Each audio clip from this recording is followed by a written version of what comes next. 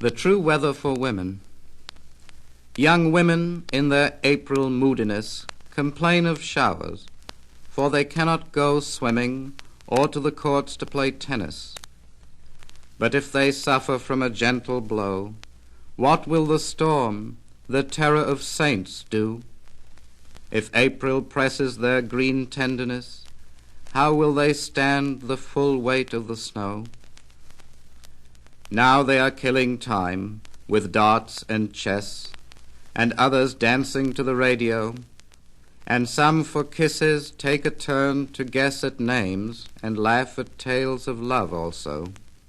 Jenny in her hot tub repaints a toe, admiring her perfect nakedness while thunders crack and summer lightnings glow.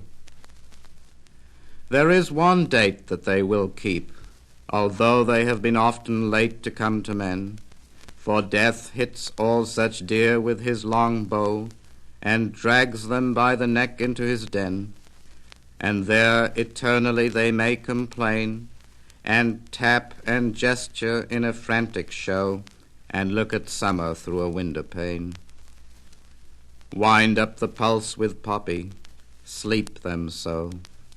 Their selfishness will always entertain, and even death will seem small weather woe when love is all their sun and all their rain. The clock will never strike, adjusted then to their sweet drowsings, and they will not know how punctual death is, or else how slow.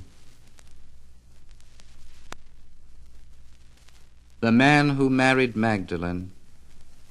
The man who married Magdalene had not forgiven her. God might pardon every sin. Love is no pardoner. Her hands were hollow, pale and blue, her mouth like watered wine. He watched to see if she were true, and waited for a sign. It was old harlotry, he guessed, that drained her strength away. So gladly for the dark she dressed, so sadly for the day. Their quarrels made her dull and weak, and soon a man might fit a penny in the hollow cheek and never notice it. At last, as they exhausted slept, death granted the divorce, and nakedly the woman leapt upon that narrow horse. But when he woke, and woke alone, he wept, and would deny the loose behavior of the bone and the immodest thigh. A woman too well remembered. Having put on new fashions, she demands new friends. She trades her beauty and her humor in anybody's eyes. If diamonds were dark, they'd sparkle so.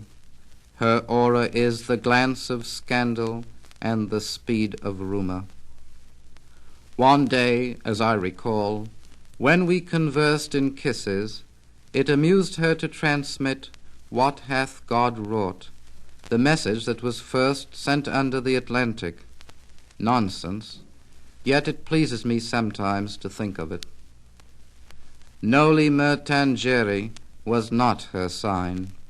Her pilgrim trembled with the softest awe. She was the only daughter of a line that sleeps in poetry and silences. She might have sat upon the Sphinx's paw. Then is she simply false and falsely fair?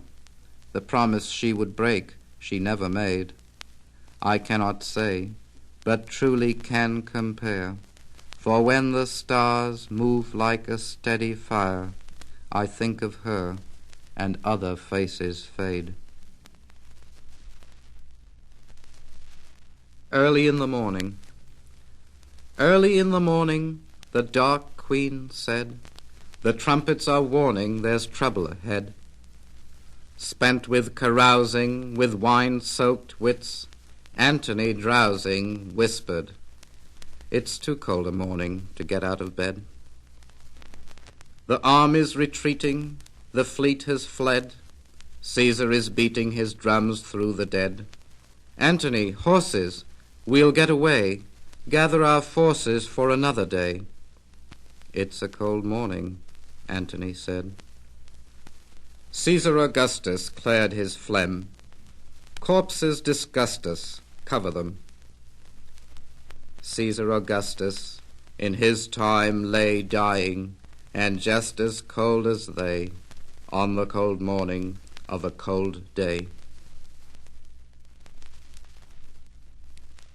Aegean, where only flowers fret, and some small passionate bird sings, the trumpets sounded yesterday. The famous ships are gone, Troy fades, and the face that shone, fair Helen in her tower, could not stay. Where are the temples set, their gods would not forget, the trophies and the altars, Echo say. There's no one any more but Echo on the shore, and Echo only laughs and runs away.